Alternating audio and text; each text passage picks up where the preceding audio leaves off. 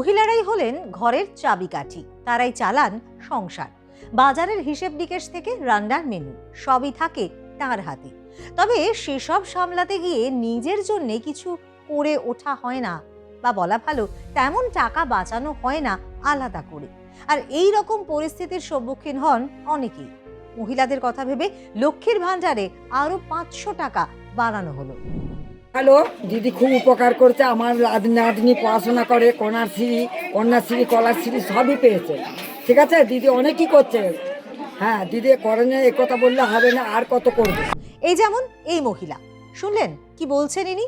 এই ভাতায় তিনি চালাতেন তার ওষুধের খরচ। এবার শুনুন আরো একজনের বক্তব্য শোনাই। লক্ষ্মীর ভান্ডারে 500 টাকা বাড়ায় কি বলছেন তিনি। আমাদের দিদি, আমাদের স্বামীর এরমভাবে মানে চিন্তা করেনি যে একটা বউদের মাস গেলে মাসে হাত খরচা দরকার, সেটা দিদি ভেবেছে। এর থেকে উপকৃত দিদির কাছে আমরা আর কিছু বলতে পারবো না, মানে ভাষাই নেই কোনো। ইনি তো আবার আরো এক ধাপ এগিয়ে কি বললেন শুনলেন? এনার দাবি, স্ত্রীর জন্য স্বামীরা যা ভাবেন না, দিদি অর্থাৎ মুখ্যমন্ত্রী তা ভেবেছেন এবং করে দেখিয়েছেন। এছাড়াও কেউ সেই টাকা থেকে সন্তানের পড়াশোনা করাচ্ছেন, কেউ স্বামীর চিকিৎসা করাচ্ছেন। আমরা খুবই আনন্দ, আমরা অসংখ্য ধন্যবাদ দিদিকে। দিদি, আমরা চাই দিদি আগামী 26-এর পর আবার দিদিকে নতুনভাবে মুখ্যমন্ত্রী দেখতে চাই, কারণ দিদি এই টাকাটা দিয়েছে, আমরা এই টাকাটা পেয়ে খুবই উপকৃত হই। 1 ফেব্রুয়ারি কেন্দ্রীয় বাজেট পেশ করেন কেন্দ্রীয় অর্থমন্ত্রী নির্মলা সীতারামন। সামনেই বাংলার ভোট, তাই এই বাজেটের দিকেই অনেক আশা নিয়েই তাকিয়েছিলেন বঙ্গবাসী। ভেবেছিলেন বাংলার জন্য অনেক কিছু ঘোষণা হতে পারে এই বাজেটে, কিন্তু সেই আশায় পড়েছিল জল। কার্যত নিরাশ হতে হয়েছিল বাংলাকে। জানিয়ে কেন্দ্রীয় সরকারকে কম দায়ী করেনি রাজ্যের শাসক দল। তৃণমূল নেত্রী খুব ভালো করেই জানেন জনতার মনের কথা। তিনি যে পোর খাওয়া রাজনীতিবিদ, তাই কথা বলাই যায় যে ঠিক কোন ফুলে কোন দেবতা তুষ্ট তা ভালো মতোই জানা রয়েছে তৃণমূল নেত্রী। তাই ঠিক ভোটের আগে রাজ্যবাসীর জন্য যেন কল্পতরু হয়ে গেলেন রাজ্যের অর্থমন্ত্রী চন্দ্রিমা ভট্টাচার্য। বলা বাহুল্য, তৃণমূলের কাছে লক্ষ্মীর ঝাঁপি হলো লক্ষ্মীর ভান্ডার। রাজনৈতিক বিশ্লেষকরা মনে করেন 2021-এ তৃণমূল সরকারের বিপুল সাফল্যের পেছনে রয়েছে এই লক্ষ্মীর ভান্ডার। কারণ 2021-এর ভোটের আগেই তৃণমূল সরকার প্রতিশ্রুতি দিয়েছিল এই লক্ষ্মীর ভান্ডার প্রকল্পে। আশা ছিল গত বছর রাজ্য বাজেটে বাড়বে এই ভাতার পরিমাণ, কিন্তু রাজ্য সরকার গত বাজেটে এই ভাতার পরিমাণ অপরিবর্তিত রেখেছিল। ফের ভোটের মুখে লক্ষ্মীর ভান্ডারে জোর। এই ঘোষণাকে বিরাট আকারে দেখছে রাজনৈতিক মহল। বর্তমানে সাধারণ শ্রেণীর মহিলারা এই প্রকল্পের আওতায় 1000 এবং তফসিলি জনজাতির মহিলারা পান 1200 টাকা।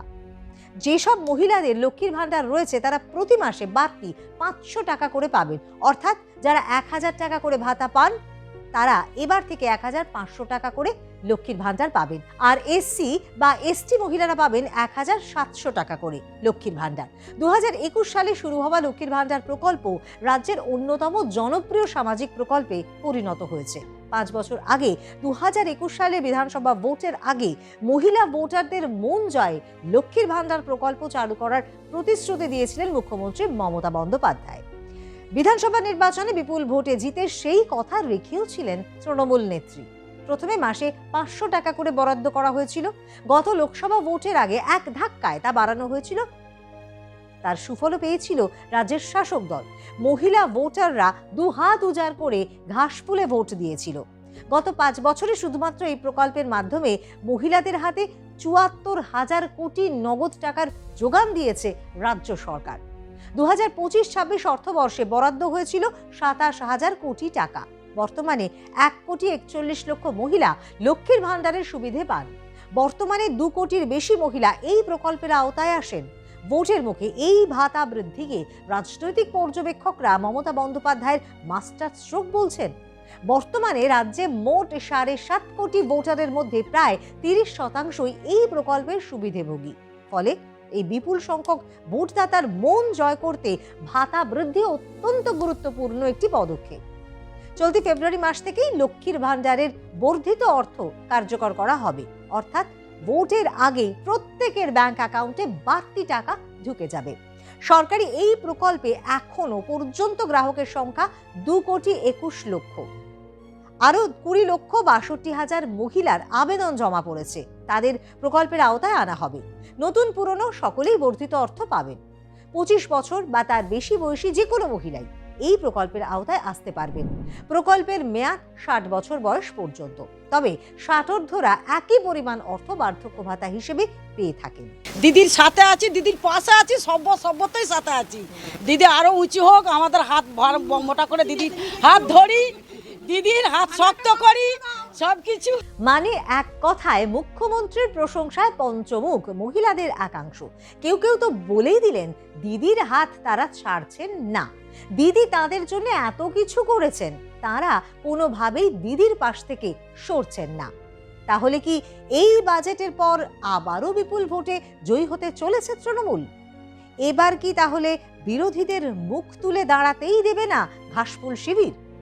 মহিলাদের যা উচ্ছ্বাস, যা খুশি, তা দেখে তো রাজনৈতিক কারবারিরা বলছেন যে এই উচ্ছ্বাসে কিছুটা ভয় পেতে শুরু করেছেন বিরোধীরা। তবে এই প্রভাব কতটা পড়তে চলেছে ভোট ব্যাংকে, তার উত্তর মিলবে ভোটের ফলাফলে।